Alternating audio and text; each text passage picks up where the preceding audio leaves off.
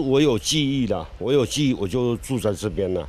我住这边那个时候应该是5、6岁、6、7岁啊。我住的时候房子不是这样子的，也是那个木板钉起来的。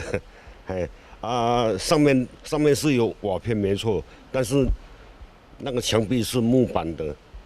地上也是没有铺水泥，也是泥土而已啦，很简陋，比较简陋啦。这边看得到的房子都是差不多是这样子。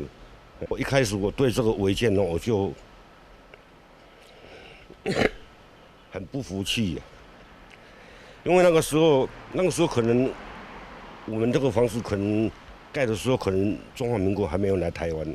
那个时候可能应该是之前有的房子可能都是日日据时代就有盖的房子。后来我们是跟地主有买这个土地，我们也有缴地价税。房屋税也有缴过，也有缴房屋税。你说政府说我们是违法，那不合理啦，因为我们也缴税也有那个门牌号码，什么水电什么，我们都有。只是那个时候我们盖房子，政府你也知道啊，你也知道我们在整修啊。那个时候家里的父母亲他们也没有读书，也没有不识字嘛。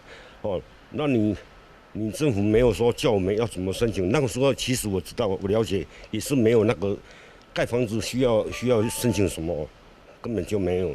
希望说不要再用我们说我们是违建这个字眼了，这个听了真的很不舒服。我们都是奉公守法，我们从来说没有说你政府来的税单我们不缴怎么样都没有啊，都是按照政府你所规定的我们都照做啊。那你说现在说我们这个政府我们这个房子是违建，真的是不服气。